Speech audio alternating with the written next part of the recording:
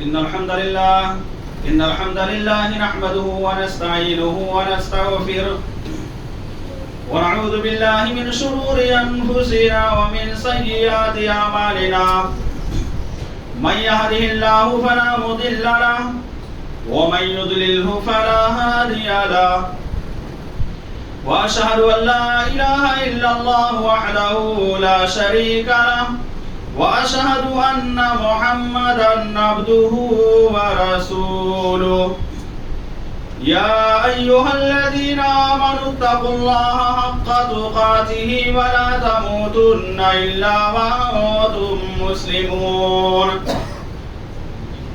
يا أيها الناس اتقوا ربكم الذي خلقكم من نفس واحدة وخلق منها زوجها وبث منهما رجالا كثيرا ونساء واتقوا الله الذي تساءلون به والأرحام إن الله كان عليكم رقيبا يا أيها الذين آمنوا اتقوا الله وقولوا قولا سديدا يصلح لكم أعمالكم ويغفر لكم ذنوبكم ومن يطع الله ورسوله فقد فاز فوزا عظيما أما بعد فإن خير الحديث كتاب الله وخير الهدي هدي محمد صلى الله عليه وسلم وشر الأمور محدثاتها وكل محدثات بدعة وكل بدعة ضلالة وكل ضلالة في النار. قال الله تبارك وتعالى في القرآن المجيد والفرقان الحميد أعوذ بالله من الشيطان الرجيم بسم الله الرحمن الرحيم قاف والقرآن المجيد بل عجبوا أن جاءهم منذر منهم فقال الكافرون هذا شيء عجيب أئذا متنا وكنا ترابا وذلك رجع بعيد قد علمنا ما تنقص الأرض منهم وعندنا كتاب حفيظ بل كذبوا بالحق لما جاءهم فهم في أمر مريد. قال الله تبارك وتعالى في موضع آخر ظهر الفساد في البر والبحر بما كسبت أيدي الناس ليذيقهم بعد الذي عملوا لعلهم يرجعون. حضرات گرامی قدر حاضرین جمعہ، تمام قسم کی تعریفات و توصیفات اس اللہ رب العالمین کے لیے لائق و زیبا ہے جس نے ہم تمام لوگوں کو پیدا کیا اور پیدا کرنے کے بعد یوں ہی لاچاروں، مجبور اور بھٹکتا ہوا نہیں چھوڑا، بلکہ ہماری رشد و ہدایت کے خاطر بہت سارے انبیاء کرام کو اس دار فانی کے اندر مبعوث کرتا رہا. انہی انبیاء کرام میں سے آخری کڑی ہمارے آخری نبی جناب محمد عربی صلی اللہ علیہ وسلم ہے، جنہوں نے ہم تمام لوگوں کو ضلالت و گمراہی کے عمیق گڈھے سے نکال کر صراط مستقیم پر لا کر گامزن کر دیا.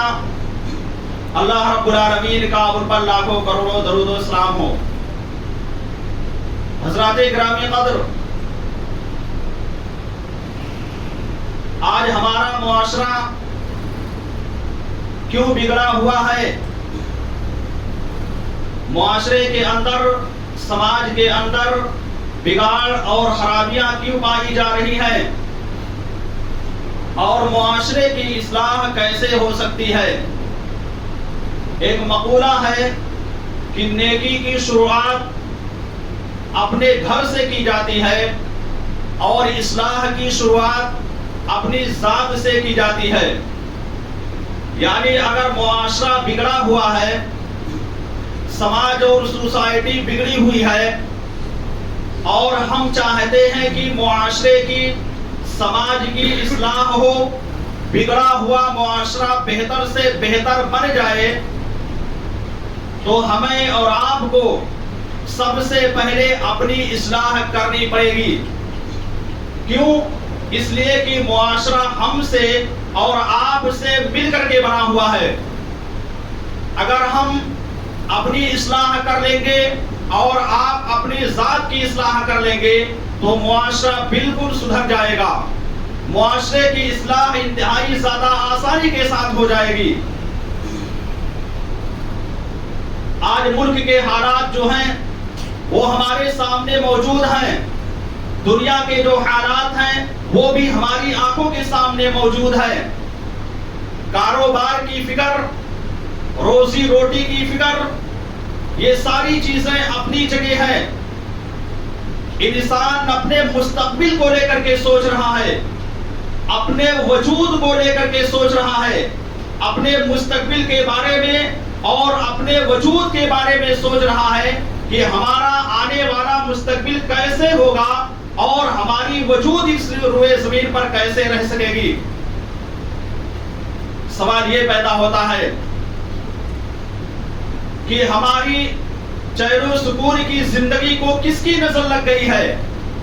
آخر ہمارا چین و سکون کیوں چھن گیا ہے؟ تو اللہ رب العالمین نے اس کا جواب بھی قرآن مجید کے سورۃ الرعد آیت نمبر 11 میں دے دیا ہے.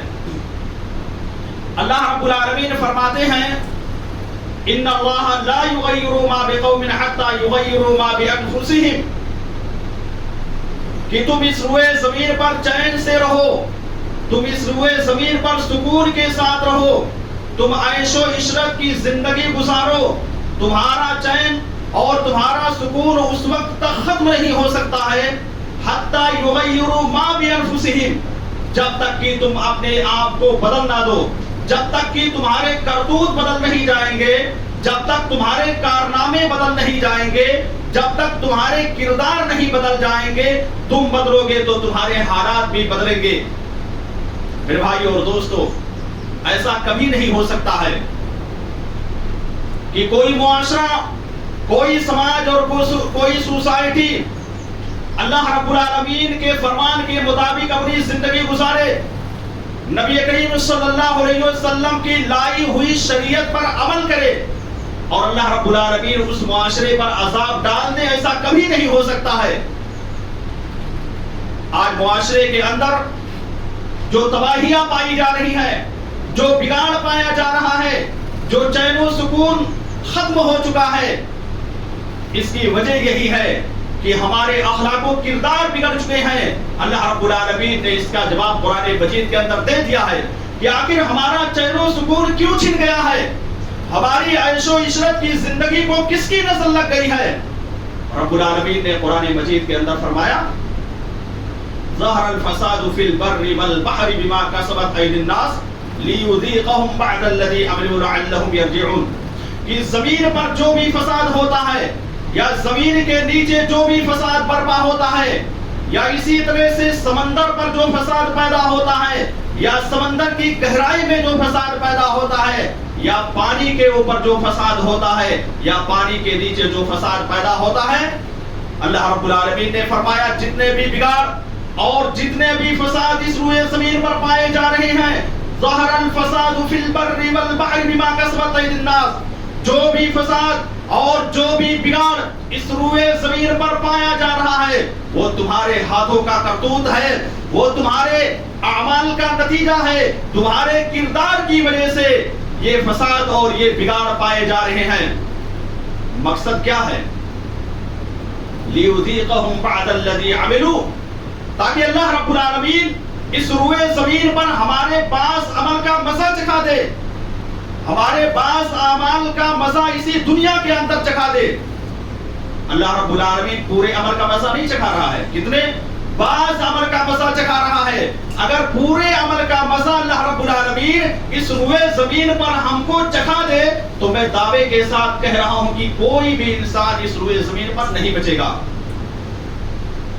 مزہ چکھانے کا مقصد اللہ رب العالمین کا کیا ہے؟ اس کو بھی اللہ رب العالمین نے اسی آیت کریمہ میں بیان کر دیا، لعلہم یرجعون، تاکہ اللہ رب العالمین کی طرف رجوع کریں، تاکہ اللہ رب العالمین کی طرف پلٹیں، جو لوگ اللہ رب العالمین کو بھول گئے ہیں، اللہ رب العالمین کی عبادت و بندگی نہیں کرتے ہیں، وہ ایک اللہ رب العالمین کی عبادت و بندگی کرنے کے لیے تیار ہو جائیں اور اللہ رب العالمین کو اپنا معبود حقیقی مان لے۔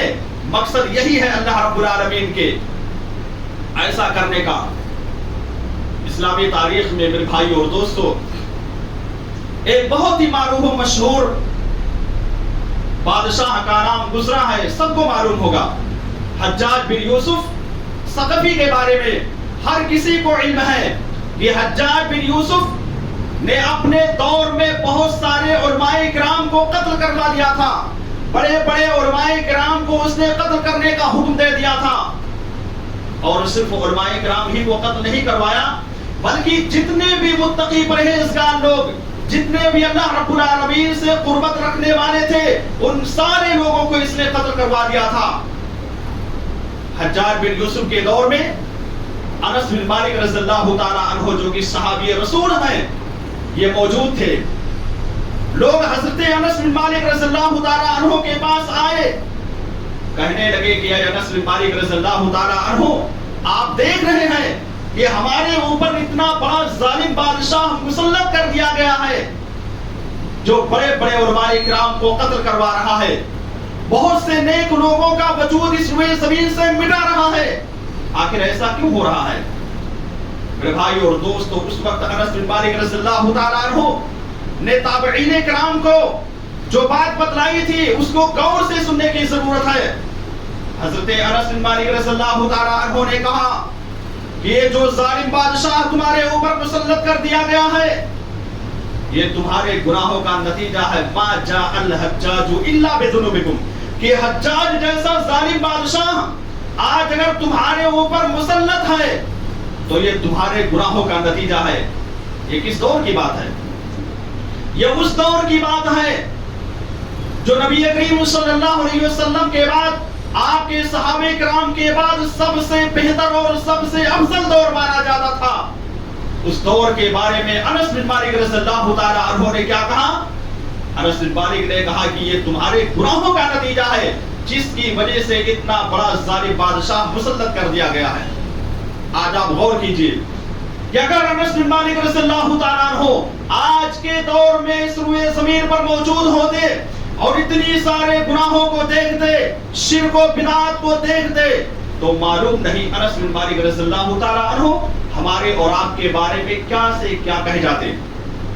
میرے بھائی اور دوستو، آج میں نے جس موضوع کو آپ کے سامنے پیش کرنے کا ارادہ کیا ہے وہ یہی ہے اصلاح معاشرہ۔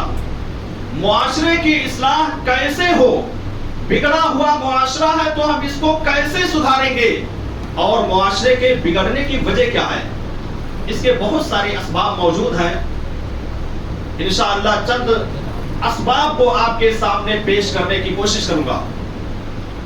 تو معاشرے کے بگڑنے کی سب سے پہلی اور سب سے بڑی وجہ یہ ہے کہ معاشرے کے اندر شرک و بدعات پایا جا رہا ہے، اللہ رب العالمین کی توحید پائی نہیں جا رہی ہے، شرک و بدعات کا غلبہ ہے جس کی وجہ سے آج معاشرہ بگڑا ہوا ہے۔ اللہ رب العالمین کو چھوڑ کر غیروں کو پکارا جاتا ہے، اللہ رب العالمین کے علاوہ کسی اور کے در پر جا کر اپنی پیشانی کو ٹیکا جاتا ہے، اللہ رب العالمین کے علاوہ دوسروں کو حاجت روا مشکل کشا مانا جاتا ہے۔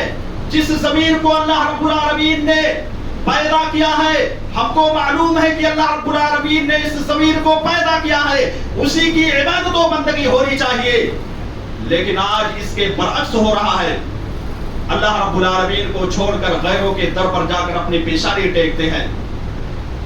جب تک یہ بیماری پائی جائے گی، جب تک یہ چیزیں پائی جائیں گی، معاشرے کی اصلاح نہیں ہو سکتی ہے۔ اللہ رب العالمین نے سورۃ الانعام آیت نمبر 82 کے اندر بیان کیا، الذین آمنوا ولم یلبسوا ایمانہم بظلم اولئک لہم الامن وہم مہتدون، کہ جو لوگ ایمان لائیں، الذین آمنوا ولم یلبسوا ایمانہم، ایمان لانے کے بعد جنہوں نے اپنے ایمان کے ساتھ ظلم کو نہیں ملایا، وہم مہتدون، وہی لوگ کامیاب ہیں۔ یہ آیت کریمہ جب نازل ہوئی تو صحابہ کرام رضوان اللہ علیہم اجمعین بہت زیادہ پریشان ہو گئے. صحابہ کرام اللہ کے نبی صلی اللہ علیہ وسلم کے پاس آئے, کہنے لگے کہ اللہ رب العالمین نے کہا ہے کہ جو لوگ ایمان لائے اور ایمان لانے کے بعد جنہوں نے اپنے ایمان کے ساتھ ظلم نہیں ملایا وہی لوگ کامیاب ہونے والے ہیں. اے اللہ کے نبی صلی اللہ علیہ وسلم, ذرا آپ بتلائیے کہ ہم میں سے کون ایسا بندہ موجود ہے جس نے ظلم نہ کیا ہو, جس نے کسی کو ستایا نہ ہو. ہم لاکھ چاہتے ہیں, لاکھ کوشش کرتے ہیں کہ ہماری ذات سے کسی کو تکلیف مت پہنچنے پائے, لیکن اس کے باوجود ہماری ذات سے کسی کو تکلیف پہنچ جاتی ہے. آپ خود بتلا دیجئے کہ اللہ نے جو یہ کہا ہے جو لوگ ایمان لائے اور ایمان کے ساتھ جنہوں نے ظلم کو نہیں ملایا وہی لوگ ہدایت یافتہ ہیں. آخر ہم اس سے کیسے بچ سکتے ہیں؟ صحابہ کرام نے کہا کہ یہ تو بہت مشکل مسئلہ ہے, کیسے عمل کیا جائے گا؟ اللہ کے نبی صلی اللہ علیہ وسلم نے سورہ لقمان کی آیت پیش کی, ان الشرک لظلم عظیم. یہ میرے صحابہ کرام غور سے سنو کہ شرک یہ سب سے بڑا ظلم ہے. پتہ چلا کہ اللہ رب العالمین نے سورۃ الانعام کے اندر جو ظلم کا لفظ استعمال کیا ہے اس سے مراد شرک ہے. گویا کہ اگر شرک پایا جائے گا تو وہ آدمی کامیاب نہیں ہو سکتا ہے. اس لیے ہمیں شرک کا خاتمہ کرنا ہے. سب سے پہلے ہمیں شرک کا خاتمہ کرنا ہے. جب ہم شرک کو ختم کر دیں گے تبھی جا کر کے معاشرے کی اصلاح ہو سکتی ہے. آج معاشرے کے اندر, سماج کے اندر, سوسائٹی کے اندر کہیں پر ریپ ہو جاتا ہے تو ہم بالکل پریشان ہو جاتے ہیں. کسی نردوش آدمی کو, کسی بے قصور آدمی کو قتل کر دیا جاتا ہے, مار دیا جاتا ہے تو ہم پریشان ہو جاتے ہیں, غصے میں ہو جاتے ہیں. کہتے ہیں کہ فلاں آدمی نے نردوش آدمی کو قتل کر دیا, اس کی کوئی غلطی نہیں تھی, اس کے باوجود اس آدمی نے اس کو قتل کر دیا. یقیناً ریپ ہو جانا, کسی کو قتل کر دیا جانا, کسی بے قصور کو, کسی نردوش آدمی کو مار دیا جانا یہ گناہ ہے, اس میں کوئی شک نہیں ہے. لیکن دنیا کا یہ سب سے بڑا گناہ نہیں ہے. دنیا کا سب سے بڑا گناہ یہ ہے کہ جس اللہ رب العالمین نے ہم کو پیدا کیا ہے, جو اللہ ہم کو روزی دیتا ہے, جس اللہ رب العالمین نے اس روئے زمین کو پیدا کیا ہے, جس اللہ نے آسمان کو پیدا کیا ہے, اس اللہ کو چھوڑ کر کے غیروں کی عبادت و بندگی کی جائے, یہ سب سے بڑا گناہ ہے. پتہ یہ چلا کہ شرک یہ سب سے بڑا گناہ ہے. اگر کسی معاشرے کے اندر, کسی سماج کے اندر, کسی سوسائٹی کے اندر یہ ساری کمیاں پائی جا رہی ہیں تو وہ معاشرہ کامیاب معاشرہ نہیں بنا جائے گا. گرچہ لوگوں کی نظروں میں وہ معاشرہ یا وہ سماج کتنا بہتر کیوں نہ لگ رہا ہو, لوگ اپنے آپ میں کیوں نہ سوچ رہے ہو کہ یہ معاشرہ بہت ہی بہتر معاشرہ ہے, ایڈوانس معاشرہ ہے, لوگ اس معاشرے کی تعریف کرتے ہیں. اگر یہ ساری کمیاں پائی جا رہی ہیں تو میرے بھائی اور دوستو غور سے سنو, وہ معاشرہ کبھی بھی کامیاب نہیں ہو سکتا ہے اللہ رب العالمین کی نظر میں, اور اسی طرح سے اللہ کے نبی جناب محمد عربی صلی اللہ علیہ وسلم کی نظر میں وہ معاشرہ کبھی بھی کامیاب معاشرہ نہیں ہو سکتا ہے. اس معاشرے کی تعریف نہیں کی جانی چاہیے. رب العالمین نے سورۃ النور کے اندر ارشاد فرمایا, آیت نمبر 55, وعد اللہ الذین آمنوا منکم وعملوا الصالحات لا یستخلفنہم فی الارض کما استخلف الذین من قبلہم. اللہ رب العالمین اپنے مومن بندوں سے یہ وعدہ کرتا ہے کہ تم لوگ نماز قائم کرنے لگو, تم لوگ زکوٰۃ ادا کرنے لگو, تم لوگ عمل صالح کرنے لگو. لا یستخلفنہم فی الارض کما استخلف الذین من قبلہم, تو ہم تم کو زمین میں جانشین بنا دیں گے, زمین کا حکمراں بنا دیں گے, زمین کی حکومت سے نواز دیں گے, جیسا کہ ہم نے پہلے کے لوگوں کو نوازا تھا, جیسا کہ ہم نے پہلے کو لوگوں کو حاکم بنا دیا تھا, ٹھیک اسی طرح سے ہم بھی تم کو حاکم بنا دیں گے. وَلَيُبَدِّلَنَّهُم مِّن بَعْدِ خَوْفِهِمْ أَمْنًا, اور دنیا کے اندر جو خوف و دہشت پایا جائے گا اس خوف و دہشت کو ہم ختم کر دیں گے, اس خوف و دہشت کو ہم مٹا دیں گے. آگے اللہ رب العالمین نے لیکن شرط لگا دیا. وہ شرط کیا ہے؟ وہ کنڈیشن کیا ہے؟ اللہ نے فرمایا یعبدوننی لا یشرکون بی شیئا، تم میری ہی عبادت و بندگی کرو، میرے علاوہ کسی اور کے در پر جا کر کے اپنی پیشانی کو مت ٹیکو، مجھ کو حاجت روا مانو، مجھی سے اپنی امیدوں کے بارے میں سوال کرو، میرے علاوہ کسی کے در پر جا کر کے کسی بھی چیز کے بارے میں سوال مت کرو۔ تب جا کر کے اللہ رب العالمین ان ساری چیزوں سے ہم کو نواز سکتا ہے۔ میرے بھائی اور دوستو، آج افسوس کے ساتھ کہنا پڑ رہا ہے کہ دنیا کے اندر اربوں خربوں لوگ ایسے موجود ہیں جو توحید سے بالکل دور ہیں، جو اللہ رب العالمین کو اپنا رب ماننے کے لیے یا نبی کریم صلی اللہ علیہ وسلم کو اپنا نبی ماننے کے لیے تیار نہیں ہے۔ بلکہ اس سے بھی زیادہ افسوس کی بات یہ ہے کہ آج امت مسلمہ کا ایک بہت بڑا گروہ، ایک بہت بڑی جماعت ایسی موجود ہے جو کلمہ توحید کا اقرار کرتی ہے، لا الہ الا اللہ کو اپنی زبان سے ورد کر رہی ہے، لیکن اس کے باوجود وہ غیروں کے در پر جا کر کے اپنی پیشانی ٹیک رہی ہے۔ شاید ان کو معلوم نہیں ہوگا، اس لیے ایسا کر رہے ہیں کہ کون سی چیزیں شرک ہے اور کون سی چیزیں شرک نہیں ہے۔ ہو سکتا ہے ان کے علم میں یہ بات نہ ہو۔ اس لیے میرے بھائی اور دوستو، اگر چین و سکون سماج کے اندر چاہتے ہو تو ایک اللہ رب العالمین کی عبادت و بندگی کرو، ایک اللہ رب العالمین کے علاوہ کسی اور کے در پر جا کر کے اپنی پیشانی کو مت ٹیکو۔ شرک و بدعت یہ بہت ہی بڑا گناہ ہے۔ اللہ کے نبی صلی اللہ علیہ وسلم کہ آخری ایام چل رہے تھے، آپ بیماری میں مبتلا ہیں، بستر پر آپ پڑے ہوئے ہیں، آپ صلی اللہ علیہ وسلم نے اس وقت شرک سے اور قبر پرستی سے منع کیا۔ اما عائشہ صدیقہ رضی اللہ تعالی عنہا بیان کرتی ہیں کہ نبی کریم صلی اللہ علیہ وسلم کی بیماری انتہائی زیادہ سخت تھی، آپ بستر پر کراہ رہے تھے، آپ بستر پر تکلیف کو محسوس کر رہے تھے۔ آپ صلی اللہ علیہ وسلم کبھی چادر اوڑھ لیتے اور کبھی چادر اٹھا کر کے پھینک دیتے تھے۔ اس بیماری کے ایام میں آپ صلی اللہ علیہ وسلم نے جو نصیحت کی تھی وہ یہی کی تھی، لعن اللہ الیہود والنصارى اتخذوا قبور انبیائہم مساجدا، کہ اللہ رب العالمین کی لعنت و ملامت ہو یہود اور نصارہ پر جنہوں نے اپنے نبیوں کی قبروں کو سجدہ گاہ بنا لیا ہے، جو اپنے نبیوں کی قبروں پر جا کر کے سجدہ کرتے ہیں، ان کے اوپر اللہ رب العالمین کی لعنت ہو، اللہ رب العالمین کی ملامت ہو۔ یہ نبی کریم صلی اللہ علیہ وسلم نے کب کہا تھا؟ جب بالکل بیمار تھے، بستر پر لیٹے ہوئے ہیں، کراہ رہے ہیں، بالکل آپ کی وفات کا وقت قریب آ گیا ہے، لیکن آپ صلی اللہ علیہ وسلم کے دل میں اپنی امت کی فکر اتنی زیادہ تھی کہ اس وقت بھی آپ صلی اللہ علیہ وسلم اپنی امت کو بھولے نہیں ہوئے تھے۔ اس وقت آپ صلی اللہ علیہ وسلم قبر پرستی سے اور شرک سے روک رہے تھے۔ میرے بھائی اور دوستو، اگر آج ہمارے سماج کا، ہمارے معاشرے کا چین و سکون ختم ہو گیا ہے تو اس کی سب سے بڑی وجہ یہی ہے کہ معاشرے کے اندر شرک و بدعت پایا جا رہا ہے۔ ہم شرک و بدعت کا خاتمہ کر دیں گے اپنے معاشرے سے تو انشاءاللہ میں دعوے کے ساتھ منبر رسول سے کہہ رہا ہوں کہ معاشرے کا چین و سکون لوٹ کر کے چلا آئے گا، اور معاشرہ بہترین اور اسلامی معاشرہ بھی بن سکتا ہے جب سب سے پہلے اپنے معاشرے سے شرک کا خاتمہ کریں گے تب۔ اسی طرح سے معاشرے کے بگڑنے کی دوسری وجہ یہ ہے کہ معاشرے کے اندر فتنہ و فساد پایا جا رہا ہے، معاشرے کے اندر قتل و غارت گری پائی جا رہی ہے۔ اللہ رب العالمین معاشرے کے اندر فتنہ و فساد کرنے والوں کو پسند نہیں کرتا ہے۔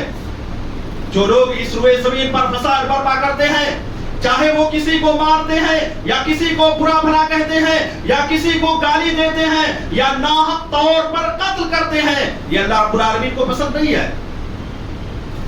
اللہ رب العالمین زمین پر فساد کو پسند نہیں کرتا ہے۔ رب العالمین نے قرآن مجید کے اندر ارشاد فرمایا،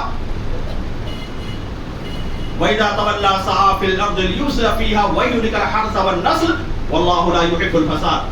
یہ کافر ہیں، یہ مشرک ہیں، یہ اللہ رب العالمین کے نافرمان بندے ہیں جو زمین میں فساد برپا کرنے کی کوشش کرتے ہیں، جو زمین میں فتنہ و فساد پھیلاتے ہیں، جو لوگوں کی نسلوں کو ختم کرنا چاہتے ہیں، لوگوں کو قتل کر کے ان کی نسل کو ملیا میٹ کرنا چاہتے ہیں۔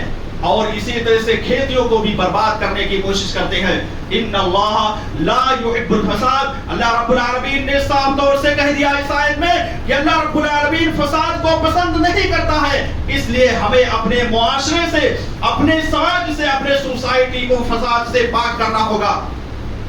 میرے بھائی اور دوستو، فساد کے اندر بہت ساری چیزیں آ جاتی ہیں.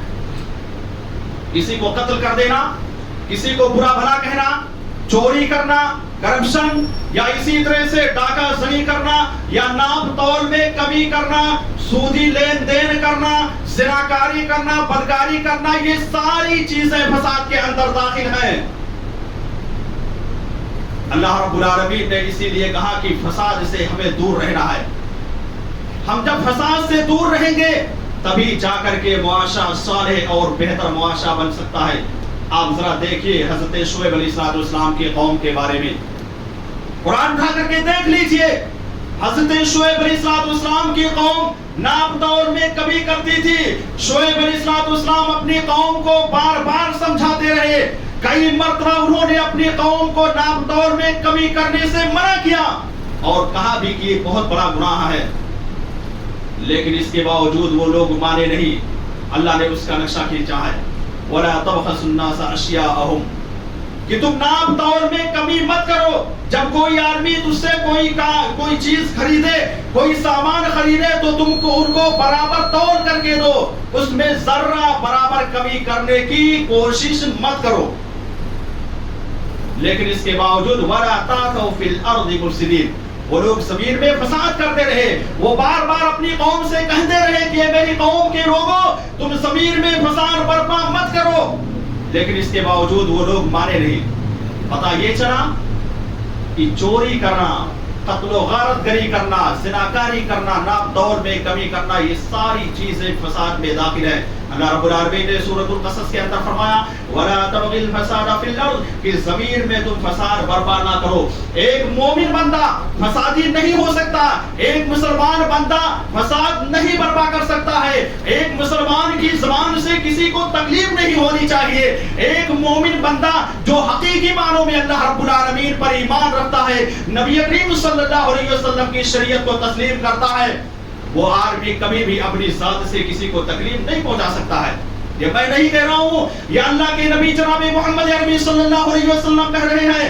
آپ نے فرمایا المسلم من سلم الناس من لسانه ويده کہ مسلمان آدمی وہ ہے جس کی زبان سے اور جس کے ہاتھ سے دوسرے لوگ مامون و محفوظ رہیں. کسی دوسرے کو اپنے ہاتھ سے تکلیف نہ دیتا ہو، کسی دوسرے کو اپنی ذات سے تکلیف پہنچانے کی کوشش نہ کرتا ہو. یہ زبان اللہ رب العالمین نے ہمیں اس لیے نہیں دے رکھی ہے کہ ہم اس زبان سے کسی کو تکلیف دیں، کسی کو برا بھلا کہیں، کسی کو گالی دیں، کسی کو انام شناب جو بھی دل کے اندر آئے بولیں. یہ اللہ رب العالمین نے ہمیں اس لیے نہیں دی ہے. اللہ رب العالمین نے ہمیں اس لیے زبان کو دے رکھا ہے کہ ہم اس زبان کا صحیح طریقے سے استعمال کریں. ایک مسلمان بھائی دوسرے مسلمان بھائی کی عزت کرے، اس کا احترام کرے، اپنی زبان سے اچھے کلمات کو ادا کرنے کی کوشش کرے. اسی طرح سے اللہ رب العالمین نے ہمیں یہ ہاتھ اس لیے دیا ہے تاکہ ہم اپنے ہاتھ کو صحیح جگہ پر استعمال کریں. ہم اپنے ہاتھ کو کسی کو مارنے کے لیے نہ اٹھائیں، بلکہ ہمارا ہاتھ اٹھے تو کسی کی دفاع کرنے کے لیے اٹھے. کوئی لڑائی جھگڑا کر رہا ہے تو اس کو روکنے کے لیے ہمارا ہاتھ اٹھنا چاہیے. میرے بھائی اور دوستو، معاشرے کی اصلاح کے لیے، سماج کی اصلاح کے لیے اپنے معاشرے سے فتنہ و فساد کو ختم کرنا پڑے گا. جب ہم معاشرے سے، سماج سے فتنہ و فساد کو ختم کریں گے تو انشاءاللہ معاشرے کی اصلاح ہو جائے گی. اس کے علاوہ اور بھی بہت سارے اسباب بچے ہوئے ہیں. انشاءاللہ آئندہ جمعہ کے خطبے میں وہی اسباب کو آپ کے سامنے رکھنے کی کوشش کروں گا. اللہ رب العالمین سے میں دعا کرتا ہوں کہ بار الہ تو ہم کو عمل صالح کرنے کی توفیق عطا فرما. اے اللہ، جو ہمارا معاشرہ بگڑا ہوا ہے، اے اللہ تو اس معاشرے کو بہتر سے بہتر بنا دے. اے اللہ، جو ہمارے معاشرے کے اندر فتنہ و فساد پایا جا رہا ہے، اے اللہ تو اس فتنہ و فساد کو ختم کر دے. اے اللہ، جو ہم میں سے مسلمان بھائی نمازی نہیں ہیں، اللہ تو ان کو پکا سچا نمازی بنا دے. اے اللہ جو لوگ شرک و بدعات میں مبتلا ہیں اے اللہ تو ان کو ہدایت دے دے، وہ سیدھے راستے پر آ جائیں. اے اللہ جو بھی مسلمان بھائی مریض ہیں بیمار ہیں اے اللہ تو ان کو شفائے کامیابی کلی عطا فرما. ہمارے جو بھی مسلمان بھائی اس روئے زمین سے جا چکے ہیں قبروں کے اندر سو رہے ہیں اے اللہ تو ان کو کروٹ کروٹ جنت دے اور ان کو جنت الفردوس کے اندر اعلیٰ سے اعلیٰ مقام عطا فرما. آمین وآخر دعوانا ان الحمدللہ رب العالمین.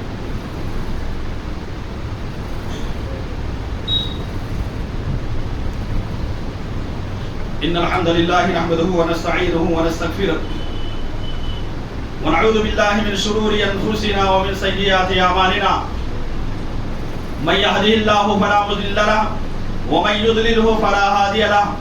واشهد ان لا اله الا الله وحده لا شريك له واشهد ان محمدا عبده ورسوله. اما بعد ان الله وملائكته يصلون على النبي يا أيها الذين آمنوا صلوا عليه وسلموا تسليما. اللهم صل على محمد وعلى آل محمد كما صليت على إبراهيم وعلى آل إبراهيم إنك حميد مجيد. اللهم بارك على محمد وعلى آل محمد كما باركت على إبراهيم وعلى آل إبراهيم إنك حميد مجيد. عباد الله رحمكم الله ان الله يأمر بالعدل والإحسان وإيتاء ذي القربى وينهى عن الفحشاء والمنكر والبغي يعظكم لعلكم تذكرون. اذكروا الله يذكركم وادعوه يستجب لكم ولذكر الله تعالى وأعلى وأجل وأتم وأكبر.